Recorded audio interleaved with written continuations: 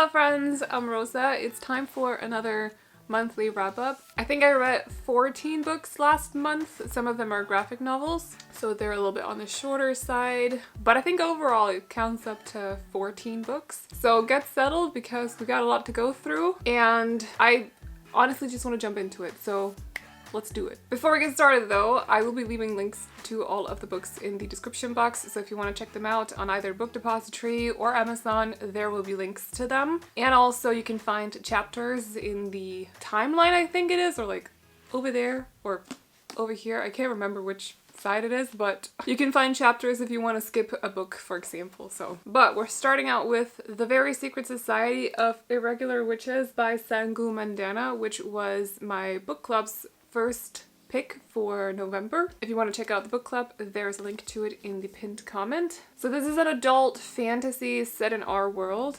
We follow a woman who is a witch, who lives she's very alone, lives with her dog and also her fish, I think it is. And for her and the other witches in our time, it's very important for them to stay hidden, like secret. They're not supposed to just wave around their magic, if you get what I mean. So she doesn't really let anyone close. She just keeps to herself, basically. However, she does make videos where she actually does witchy stuff, such as spells and potions and tea and, you know, all that stuff. But everyone who watches her videos basically just assume that they're tricks. So it's like she's hiding in the open. One day, though, she gets an email from an older man who's asking her to basically help out because him and the people where he lives, which is at this house, are in desperate need of a witch because there are 3 girls living at this house who are witches and they don't have anyone to guide them. So she accepts the task, the job, and takes off to be a live-in tutor at this house with the children and also various other people, including a very grumpy librarian who doesn't really want her to be there. And as she's there, she is getting closer to everyone and finding out that maybe this whole living alone business isn't really for her after all. And there's also some other stuff as well. So this definitely gave me House in the Cerulean Sea vibes, except with witches. And we also follow a 30-year-old woman instead of, I don't know how old he is, maybe in his 40s, man or something. Which was a nice, I don't want to call it a change of pace because it's very much paced the exact same way, but it was nice seeing this sort of story from a little bit more of a relatable character to me personally. Not that I don't love The House in the Cerulean Sea, I really did. I am very relieved that this is somewhat like it. It gives me the same vibes. It's funny with the children. It's charming with the found family aspect of it. It's a cozy kind of book. It'll give you the vibes, if you get what I mean. There's also a grumpy sunshine situation in this one because our girl is very much a sunshine and the librarian that I mentioned before is very much a grump. So it's just, it has a lot of good things to it. I thought it was very pleasant. I thought it was a very cozy read. I want more books like this, honestly. If you know any that remind you of either of this, if you've read it, and also The House in the Cerulean Sea, let me know, because cozy books, like sometimes you just need not so much like a major dramatic plot or anything, just the cozy vibes. So I think this is also a perfect November-December read because it does take place over those months. It takes place over the course of like 7 weeks or something like that. So would highly recommend if you're looking for a book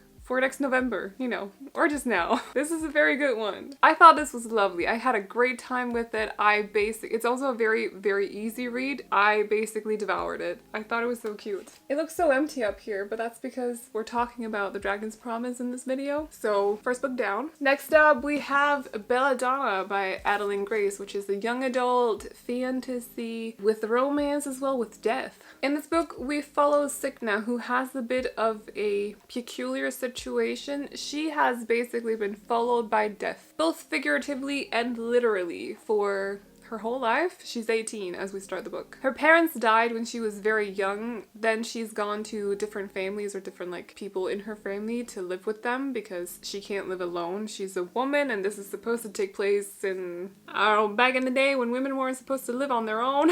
If you get what I mean. Despite her actually being set to inherit her parents' fortune. Yes. They're much money. They're big money. Yes, she's quite rich. She just doesn't have access to the money, but she is. So she's been sent off to these different family members. Some of them have died. Some other ones have also died. And life is not easy for Cigna. One thing that is a consistent in her life, though, is that death is always looming over her shoulder. As in, like, literally, death. The Reaper. The Grim Reaper. Death. So when he starts turning up at the newest place she is at, because the daughter of the family, the youngest daughter, is also sick and the mother has just died, she's like, I need to figure out why the daughter is sick so that I can stay here, because if she dies, I'm gone. I have to go somewhere else. I can't remember the reason for that, but there is a reason. So to solve this mystery, she actually ends up making a deal with death. They have to solve it together, and it's a bit of a mystery book as well in that way, actually. But this was fun. I thought this was very original, and it's nice to get a little bit closer to death as well, even. That sounds morbid, but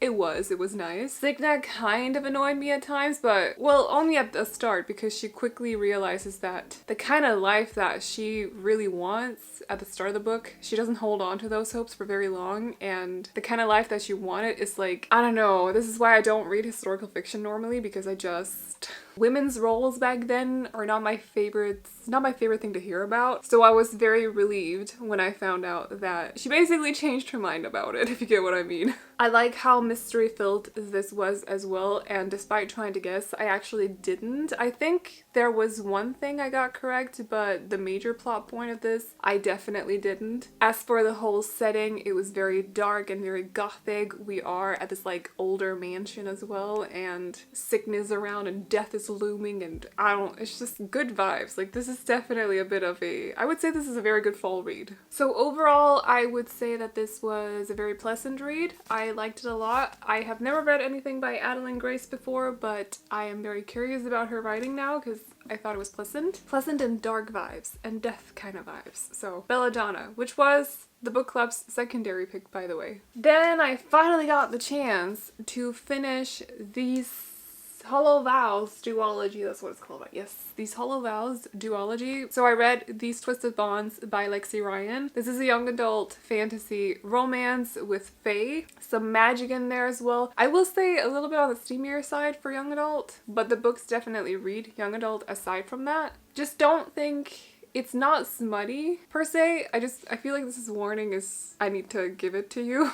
It's not smutty for those of you who don't like to read that, because there's only a few instances here and there, but it is definitely steamy. And I feel like there's a difference between the two. Like, I can differentiate between the two, so I just want to get that out of the way, but I wouldn't say this is straight up like new adult. Definitely reads like young adult. But anyway, in these books we follow Bree, who is supposed to be like, she's human. She's supposed to be like the best thief in the world, both in the human world, but apparently also in the fae world, not the same place. I'm desperately trying to remember exactly what happens in the first one right now. For some reason, I'm having the hardest time, but anyway, something happens. She takes off to the fae world. There's a ball because the prince of the Sealy court has to basically choose like a wife. I don't remember if that's the word they use, but let's just say a wife. So he throws a ball where all these women from the human world attend so that he can basically pick and choose between them. So Bree goes there. I think something has happened to her sister at that point, or maybe not yet, but something happens to her sister, definitely. She's taken prisoner, or she's been kidnapped by the king who is currently ruling the Unseelie court. So Bree finds herself in a bit of a situation because there's this ball going on in the Sealy court, but at the same time, the most important person to Bree is her sister, so she will do anything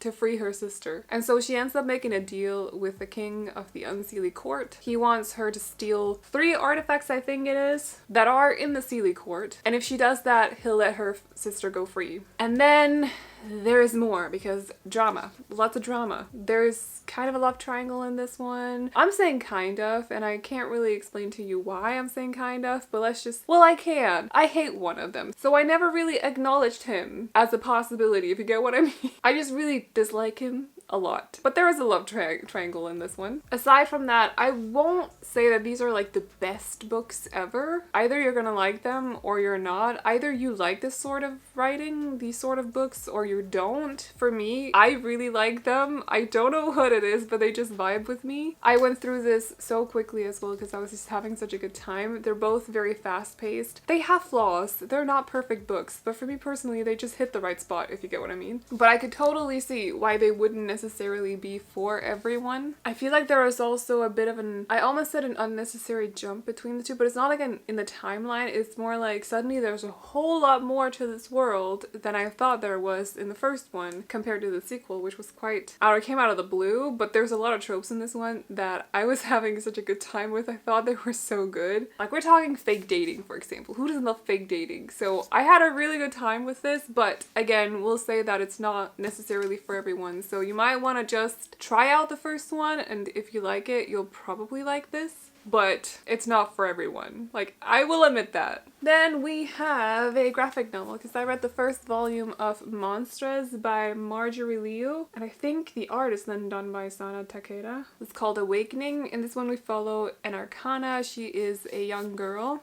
So Arcanas are kind of like a race in this world. There has for a long time been a war going on between the Arcanas and the humans. A lot of the humans are witches, by the way, which is an important point. Kind of surprised me a little bit, and they're evil. We don't like them. Micah is an Arcana, and she has been kidnapped, not really, sold off to the humans so that they can experiment on her and some other people. And as she's there, some power within her that's just kind of been like looming under the surface breaks out. And stuff starts to happen. She's on the run. People are after her, both on the Arcana side, but also on the human side. It's a mess. Meanwhile, Micah just wants some answers to what the heck this power is, but also what happened to her mom while she's been kidnapped. And also what happened to her best friend, who is also just like, she doesn't know where she is. So she's on a search for her and figuring out where this power is coming from. There's also a question of gods in this as well. It was very fun and entertaining. I think I'm very interested in seeing more of this world. I am not the best at graphic novels, if you will, because I don't read a lot of them, but I really want to get into it. I've been trying a little bit. We'll talk about that some more because I did read some more graphic novels this month. But yeah, I think this one, art style wise, was also very interesting. Without spoiling anything, I'm gonna find some. I have said multiple times that I really like bookish art. I used to draw a lot, so I just really like looking at art, basically. Maybe that's not a very YouTube appropriate picture. It's also a little bit bloody.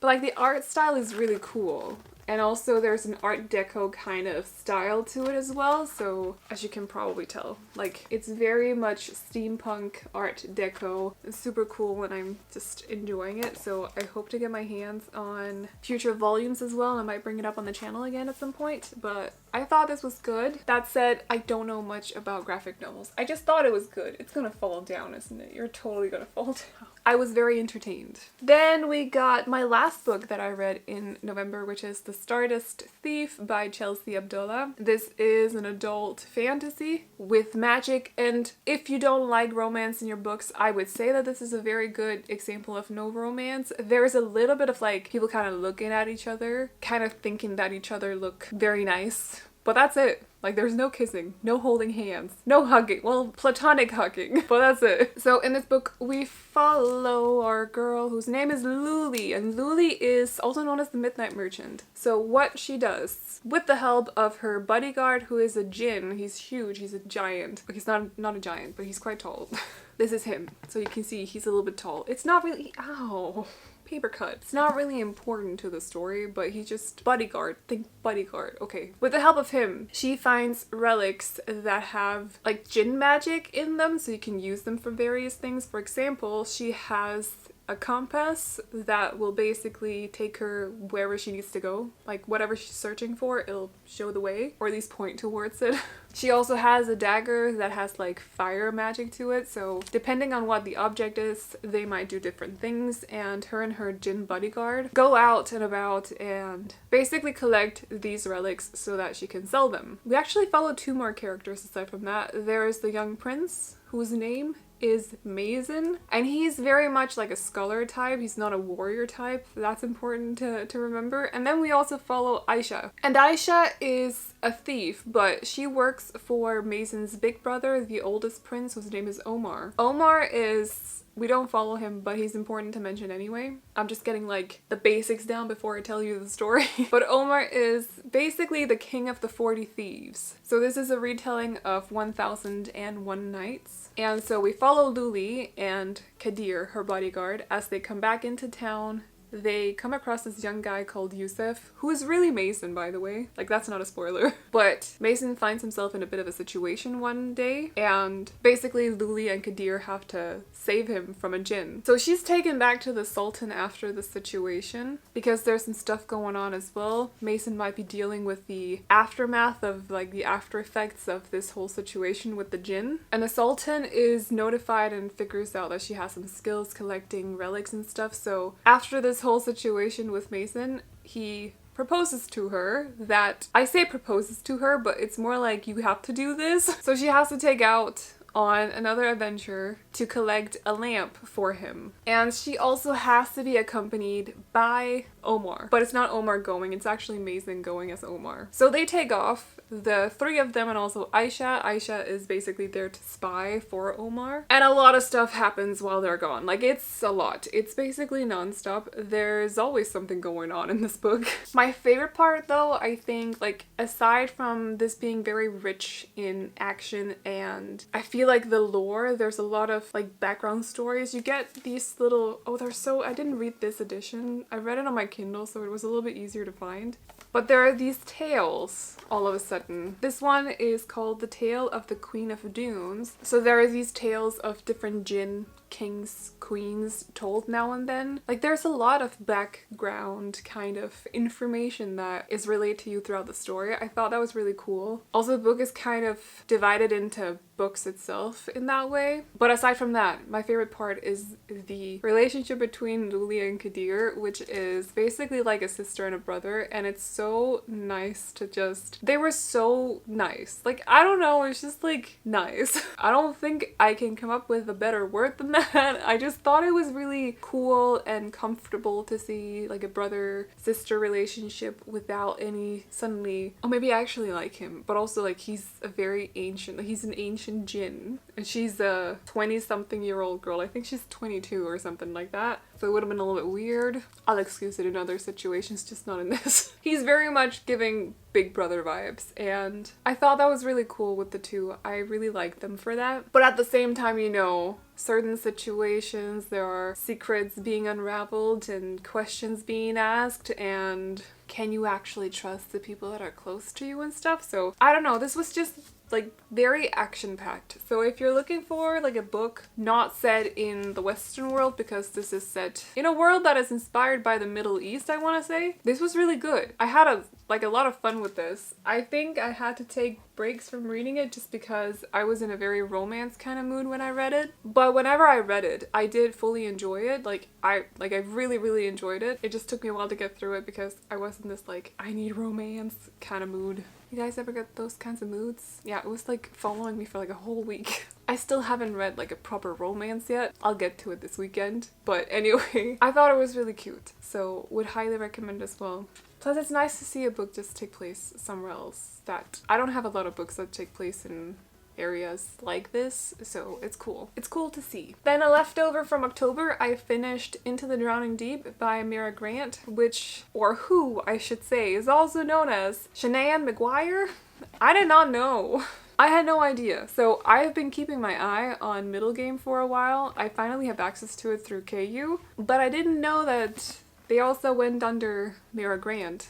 I had no idea. I liked this a lot. This is an adult horror, but also a sci-fi. It is set in our world in 2017, I think, more specifically. 2022. It's written in 2017, that's how it was. We follow a crew that is on a ship. They are, oh, what is this area called? It's like the place in the world where the water is the deepest. I forgot what it's called. Mariana Trench? Is that right? I need to Google this. That's exactly what it's called. So they're going to this place, Mariana Trench, which has been decided that that's like the deepest point of the ocean in the whole world. On the planet, that's where the water is the deepest. You know, the water is like, or the ocean is still very much undiscovered, so humans still have not found everything that actually lives in the ocean yet, and that definitely plays a big part in this. Like, that kind of, it's the unknown. You're in this deep water and you don't really fully know what's actually around you as you're on the ocean, on the water. You don't know what's below you, and it's super creepy. So we follow a crew who is going to the Mariana Trench because 10 years ago, or something like that, another crew went and they all disappeared. They were never heard from again. They have found footage from this crew, like what happened during the last moments that they were alive. But there's this big organization company that has basically denied that the footage is correct. To save face, because they were the ones who sent out the first crew. They're also the ones who are sending out the second crew. But so far, what we know is that from this footage, it looks like there are mermaids, and the mermaids have attacked this first crew. So second crew goes out to figure out what happened to the first crew, and they're taken off on like this huge ship that is super well protected,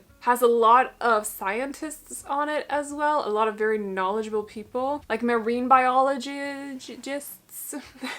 I tried to say a fancy word and I failed. Scientists who know scientisty stuff. Yes. So there's a big focus on like the science behind the mermaids and like a lot of explanations on that, but they go there to figure out what happened and stuff goes down. This was very fascinating if you like the science stuff behind it. I feel lucky that I thought it was interesting, but I could see why it wouldn't necessarily be for everyone because it's very much information in your face. But at the same time, like as you're reading this, it just feels like impending doom is upon these people. Like there'll be little pointers towards stuff in the security system that is not really up to par. You'll suddenly get a small chapter or just like a little part of a chapter from a mermaid's point of view and you'll be like, oh no. It's very much like creeping up on you slowly. I was so into it until the ending, which was just over with so quickly. It's ridiculous. The end, like the very, very ending is more like blackout. Oh, I woke up. Like it just kind of like snap and we're done. Snap and it happened. Snap and the book is done. And I don't like that. That's very much, I don't know. It just,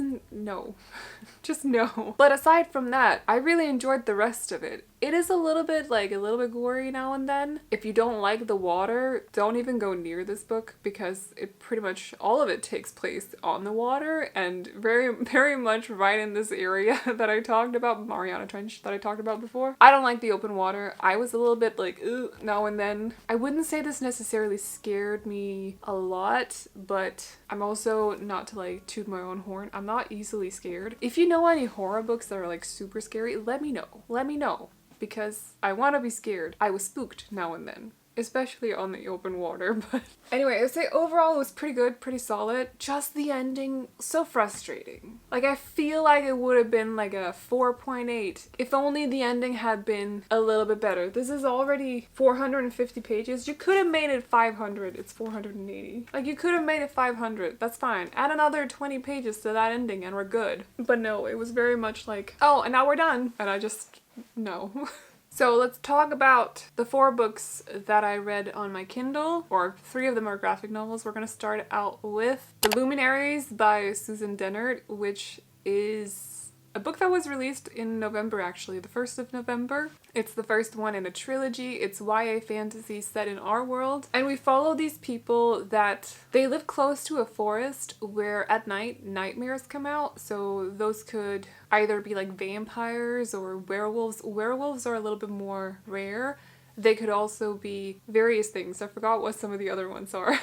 But they're various things. Nightmares are just like monsters in the forest, but they only come out at night. So we follow these people that live close to the forest, and their job is to both hunt nightmares, but also to empty the forest of bodies, whether they are human or monsters. nightmares. And we follow a young girl she's been shunned by this community a bit because her father was busted in basically being like a double agent, so there's another group. I don't know much about them because there's not really been much information on them in this book, but it's also the first in a trilogy, so I will keep that in mind. But because he's been like a double agent, if you will, and he was found out, her and her family have been shunned from the community because of it. So she's just very insistent on wanting to be a hunter. So she wants to be one of those people who don't just carry out bodies from the forest, but also get to kill nightmares. And to become a hunter, you have to go through a trial. There's like 3 different tasks that you have to go through. And so the first one is to go into the forest and kill something. Things don't really go to plan, and although she succeeds the first trial, it just didn't really go that well for her, so she decides to ask an old friend whose name is Jay if she can train with him, because he's known as like the next up-and-coming big hunter in this community. Like, he's supposed to be the new best hunter, if you will, so he's very good at what he does. They used to be friends before the community shunned her and her family, so she decides to get his help. There's a little bit of tension there. More like crushing, I would say. And the rest of the book is about her both training with him, but also going through the other trials, and also learning some things about the community and the nightmares, and possibly also a little bit about a father. So this was, again, the first in a trilogy, which I will take into consideration. First books in series are either you're just like thrown right into it, it's on right away, or there's a bit of a slow kind of introduction to it. So this book is 300 pages. It's fast paced. Like, we don't dwell on anything, not really. But there's definitely some questions of lack of information, especially about this other group. Her father, that whole situation is not what's important in the first book. It's definitely more about learning about the community. And I found that a little bit frustrating because I would want to know more about what actually happened with her father and where he is now, because it was such an important point of her whole situation, but also her family's situation. But I guess we'll know in the second book. I did enjoy this. I like the vibe. I like the forest vibes. I like the whole nightmare situation. I thought it was so funny that they would send 16-year-olds in there to kill monsters. Meanwhile, I find it creepy to walk through my apartment at night. But I liked it. I thought writing-wise, I have not read a Susan Dennard book before. I do own Truthwitch, I just haven't read it. But I'm very curious to go into that now because I actually liked, I vibed with her writing style. Just wanted a little bit more information. But also a short book. Would I recommend it as a first in a trilogy for a YA fantasy set in our world? Yes. And also, if you don't like romance, there's a little bit of it. She very much focuses on his thighs quite a lot. I remember that, she's very focused on his thighs. For some reason, she's tunnel visioning a little bit on the fact that he's very fit now and has very fit thighs. So I thought that was fun. It's probably gonna be a bigger point in book 2, but in the first one, it's more like a crush kind of thing. Although she doesn't really realize it, but as a grown-up reading the book, I'm like, honey, you got a crush. You like him. Come on. But I'm looking forward to the sequel. I'm also very much looking forward to actually getting this book as a physical copy, because I have 2, but they're not in my library yet, and it's super frustrating. So anyway, The Luminaries by Susan Dennard. Oh, I also read it as an ARC. So thanks to NetGalley for that, I suppose. And then we got Life is Strange, Volume 1, which is called Dust. It's by Emma Vicelli and Claudia Leonardi. So this is going to be a little bit difficult to explain because we're talking about books and graphic novels today, and this is more like a continuation of a computer game, a video game called Life is Strange. The first one, the one with Max and Chloe. If you played those games and you liked them, the graphic novels basically take off where you leave off, or continues where you leave off from the first game. So it's about Max and Chloe going back to Arcadia Bay after the storm has hit Arcadia Bay. Chloe is still alive, and Max is dealing with her powers, but she can't really fully control them. She's having some issues with them. She gets these blips where she basically sees things, and I don't know, in some of those visions, Chloe is alive, and some of them she's not, and some of them Rachel is alive as well. And I can't really say much more else than that, I think. See, it's a little bit difficult to explain. Max and Chloe are 2 teenage girls, and Max has these powers that she's used to save Chloe at some point because she actually saw her get shot in a bathroom at their old school. And so that was the whole thing in the game, but I can't really say much more than that, so difficult one, but I really enjoyed the graphic novel and will definitely continue it. If you have if you've played the game, or just watched it as well, watched someone else play it, and you like to read, I would recommend that you check it out because it definitely had that Life is Strange vibe to it as well, but in book format, which was cool. And then I read volume 1 and 2 of The Walking Dead by Robert Kirkman. The first is Days Gone By, but by as in bye. And the second one is Miles Behind Us. So in case you don't know the concept of The Walking Dead, it's set in our world, but our world has gone to chaos because there's a virus that has taken the lives of a lot of people and turned them into zombies. So we follow a group of survivors that are basically trying to adapt to this new world and find a place where they can stay safe, find a place where they can settle down, and just find some kind of normalcy in this chaos that is the world now. And it's also about seeing how survivors change in how human behavioral patterns change in situations like this when suddenly laws are not existent anymore and survival kind of takes over those instincts. So I like the concept of it. I think I'm on volume 6 now, actually. I like the first 2 volumes, but they're almost the same as the TV series, which for the first seasons I really, really enjoyed. I don't know if I should just talk about those now and then not talk about them in the next wrap-up. I think I'll just do that.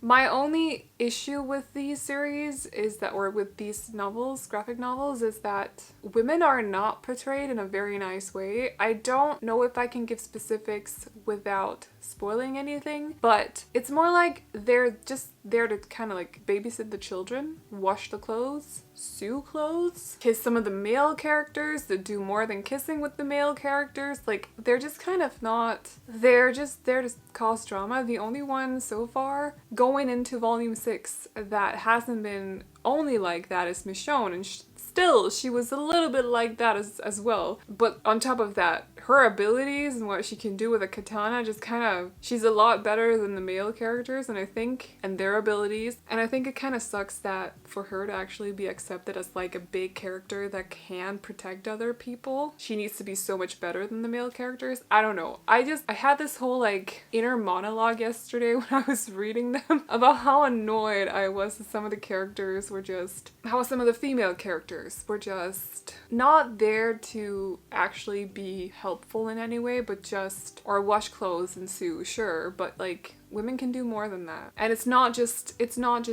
that, it's also just like, here's my body. Like, whereas the men go out on runs and they make decisions. They make the decisions in the group. I don't know, I feel like there's like an underlying disrespect for women in these graphic novels, and it comes out now and then. It's kind of weird. I think it's a lot better in the TV series, because like they also get to be a little bit badass. I still think Michonne is like the best character ever, but anyway, or not ever, but in those graphic novels, she definitely is. Also in the TV series, I'm very much on Team Michonne, but I don't know, that's disappointed me a little bit, that the female characters are basically just there to do those things and not much else. Like, they don't get to be leaders in the same way. They don't get to make the important parts of the story. They don't get to have any effect on that. Like, they're just kind of, yeah. So that's been a bit disappointing, but I like the whole concept of it still. So the next time someone is like, oh, I'm so hormonal because I'm pregnant, and it's like all she does for a whole volume is just scream at everyone because she's pregnant. The next time that happens, I'm gonna be like, I don't want to continue. So anyway, not saying you can't be hormonal when you're pregnant, but like most women that I know who've been pregnant did not spend their whole pregnancy just yelling at people and crying. So anyway,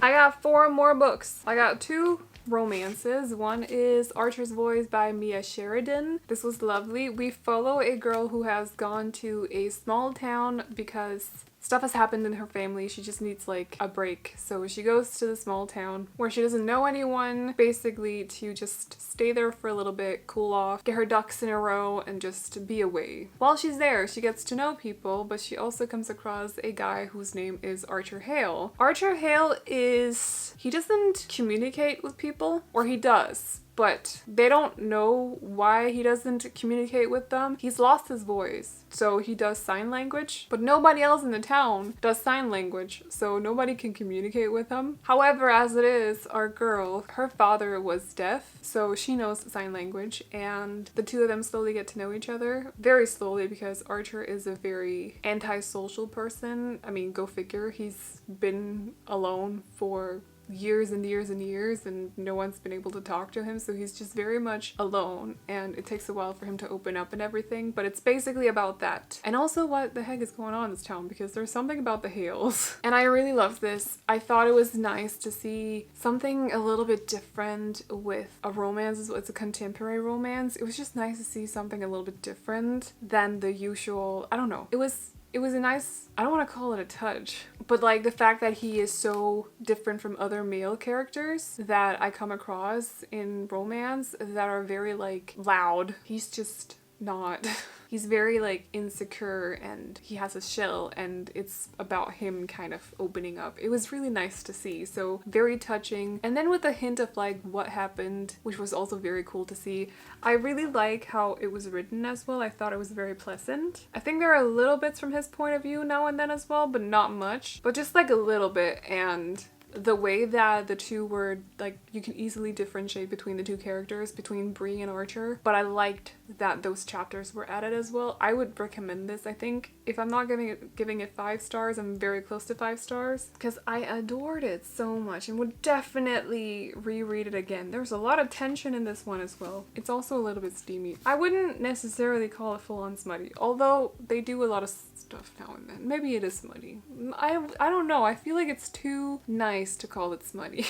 You know? Like, it's not smut, okay? There's just smut in it. There's a difference. But definitely tension in this one. And I was so frustrated with one of the characters. Oh my gosh. I just wanted to punch him. I just wanted to punch him. And I knew from the start that I was gonna dislike him. I was like, no, girl, you stay away from that man. You keep Archer away from that man too. Anyway.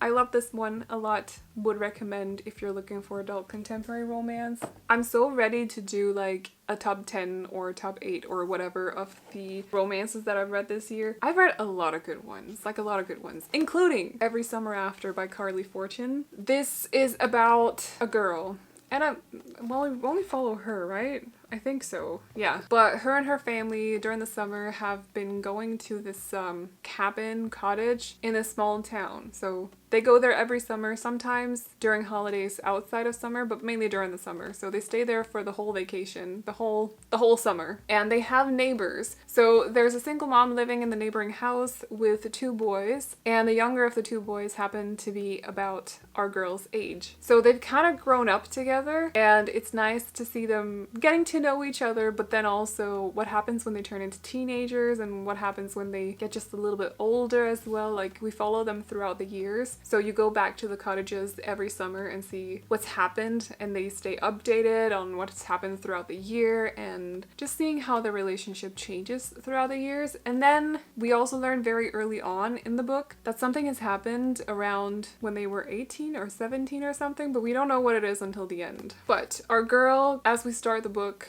goes back to the town because the mother in the neighboring house has died and there's a funeral. She wants to be there for the 2 boys that are now men. And she's nervous to go back because of this thing that has happened when they were 18. So the story is basically that timeline, like in the now, but then also in between the now, there's like summer 17 years ago, summer 16 years ago, summer 15 years ago. So they've known each other for a long time. So yeah, 2 different timelines, and then they meet in the middle, kind of. Not really. There's a gap between the now and the last year they met. But anyway, I really like this. I thought it was really well written, considering this is a debut. It was very well crafted. I liked the characters. I think I was like 70 pages into it when I was already like, I don't want anything to happen to them. So I was invested very early on. I think it's like 320 pages or something. 300. So I would say 70 pages is really early on. I devoured it pretty much, I think. Oh right, I read it during a readathon. I devoured everything during that readathon. You kind of have to during readathons. But it was just so good. Like, it was so good. I want more books like this, and I'm not usually a very big fan of the like friends to lovers actually, but this is like childhood friends to lovers to what? Like I feel like it was just very small town as well. I don't know. I really like how this was built up. I think that's definitely the strong point of it. Like, you know, when she's going back to the town at the start of the book that something has happened between them, but you don't know until you get to that point in the second timeline. But everything in between is just like cuteness and goodness, and then everything in the now is like sadness. Like, it kind of like tosses you around a little bit now that I think about it. But and at the same time you're like, oh no, something bad is gonna happen, but you don't want anything bad to happen. Anyway, this was very good. So yes, I love this. This was great. I'm really looking forward to her next book, which I've already kind of noted down. It's called Meet Me at the Lake, and I'm looking forward to it. So we got 2 more books. I'm gonna talk about this one first because I don't want to end off on a bad note, and that is The Dragon's Promise by Elizabeth Lim, which is the sequel to Six Crimson Cranes, which I read last year, and I loved it. This one, unfortunately, not. So in the first one, we follow Shiori, who is the princess. She's like the only princess in this kingdom. I don't know if you're going to call it a kingdom. I'm going to call it a kingdom for the lack of a better word. So the kingdom that she's a princess of has actually banished magic. Like, you're not allowed to do magic or have magic or be magical. You can't do that. Magic is banished. But Shiori just happens to have magic. So on the day of her betrothal party, she is busted in doing magic by her stepmother, I think it is, who ends up casting a curse on her and her siblings. She's got 6 brothers. So she is cursed first, they're turned into cranes, and then she's cursed so that if she ever says a word, she'll kill one of them, like one of them will die if she says something. Plus, she also has this bowl that is stuck on her head. So nobody can recognize her, and she's not allowed to write down or say who she is. So her stepmother's like, leave. You gotta go. I'm banishing you from here. You gotta go somewhere else. So she takes off, she runs off. Her brothers are lost, and the book is basically about her like finding her way in the world, but also finding her way back, lifting this curse from her brothers, you know, that sort of thing. The first one I loved, but then this, I can't really say much about this other than there is a dragon in the first one who's called Seryu or something like that. It seems like you're gonna follow him in this one with Shiori, but it takes a turn at about like 25-30% in, a turn that I don't think was needed, and turns into something completely else, and that was so disappointing. It felt very disjointed. The characters that were so charming and fleshed out in the first one, like even the 6 brothers, they just kind of like, the characters fall flat. I don't know, it just felt so lackluster, and I'm just so sad because I really love the first one. It made me feel like the first one should have been a standalone. Like, I feel like you could have ended it very much right there, but there are some questions that are thrown out, asked, whatever, in the end of the first one that are supposed to be answered in this one, and I think she could have gone in one direction with it and I would have thought that would have been super cool, and then she just took it somewhere completely else, and that was just so disappointing. It felt very weird going from this place to suddenly, like, it was just, like I said, disjointed. So I was so disappointed, unfortunately, because this has been like one of my most anticipated reads of this year, and it just fell flat. And then towards the end as well, there was something that just, it's like it just kept going. I thought it ended, and then I noticed I still had like 80 pages left, and I'm like, why are there still pages left? Hello? And 80. Or it was either 40, 60, or 80. I think it was 80. I just remember noticing and being so confused because it felt like the story was over, and then it just wasn't. But yeah, I am disappointed, is all. And this is not coming from someone who's like, ooh, love triangle, because I'm very happy that I didn't feel like the first one was very love triangle like either. So that was not something that I brought with me to book 2. Like, I wasn't expecting that to be a thing. So that's not why I'm disappointed. It's more like, why did it have to take that turn? And in the process of changing it up like that, it just didn't connect. And then the characters fell flat, and it was just dragged out at the end. Yeah, so that's my take on that. So unfortunately, I didn't like it.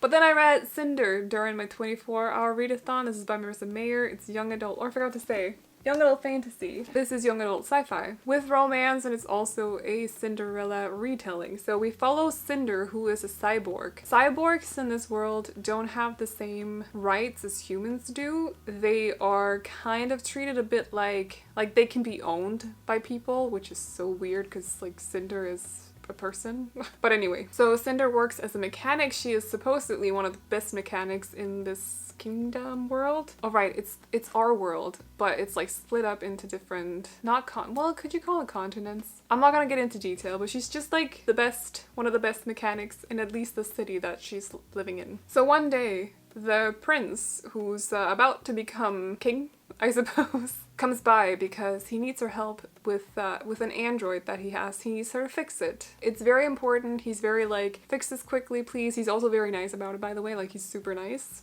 And she is in the process of this whole like fixing this. She's also dragged into something because there's some stuff going on politically in this world. There might be a danger coming from outside the planet. And Cinder is dragged into all of that, both through knowing Kai, the prince, but also from being a cyborg, but also from fixing this android. She's just suddenly like thrown into all these issues and she has to deal with that. This is the start of what I think is a quartet. And then with I'm looking at the books right now. And then with two other books, one of them is like a collection of short stories or something. I loved this so much. I really wanna, like, it has taken me so long to start reading this series. I don't wanna wait too long until I start the second book, which is called Scarlet, because I want to know how the other girls are introduced into this, because we only follow Cinder in the first one, and I know that every book is named after a different girl. So the second one's Scarlet, then Cress, then Winter. Cress and Winter are both mentioned in this one, but I don't know anything about Scarlet. I'm so curious. But also about the whole like plot, and the villain in this seems like impossible to overcome. Like, how do you beat her? I don't know. I'm super excited to continue with this. Also, it was just in general very pleasant. I thought it was very well paced. I like Marissa Mayer's writing as well. I think I've said that before, having read both Heartless and Gilded. Although Gilded was not my favorite book, I do like her writing in it. I just feel like the stories in that one are kind of repeated a little bit too much. But like the way that the flow of her text, of her writing, you know what I mean? Like, that's pleasant. Plus, I just really like Cinder as a character. I thought she was super cool. I also really like the cyborg part of it as well. I thought that was really fascinating and very cool to learn about as well. I want to see more of that. Thank you. So happy that I started this. Finally, I've had these books since 2020 maybe, and I just haven't started them. Or since summer last year. I can't actually remember. I've had them for a while. So super excited to be continuing this. I know it's been mentioned a lot that I should read them as well, and I finally started, okay? At the end, in a year from now, I will have finished the series. Okay, I promise. That's a promise to myself, so. But I think that's everything. Yes, 14, because we got 6 up here, 4, and then 4. Yes, 14. So this video turned out to be rather long. I hope you enjoyed it anyway. I do feel like that every book deserves its moment when talking about it, so I don't want to rush through my wrap-ups too much, but 14 books is also difficult to cut down as well. Like, it's a lot. It was a whole lot. Anyway, I hope you enjoyed it. Again, if you want to check out any of the books, you can find links to them in the description box. If you've read any of them, please share your opinions down below in the comments. And if you want to check out the book club, there's a link to it at the top of the comment section in the pinned comment. But that's all I got for you guys today. I think for December, we're reading A River Enchanted, actually. Super excited to start it. It seems very beautiful and mysterious, so if you want to read along with us, definitely check it out. But that is all I got for you guys today, so I hope you enjoyed this video. If you did, feel free to hit the thumbs up,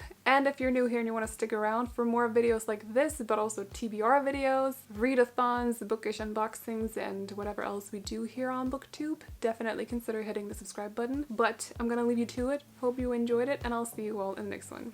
Bye bye. Oh, you know you're beautiful.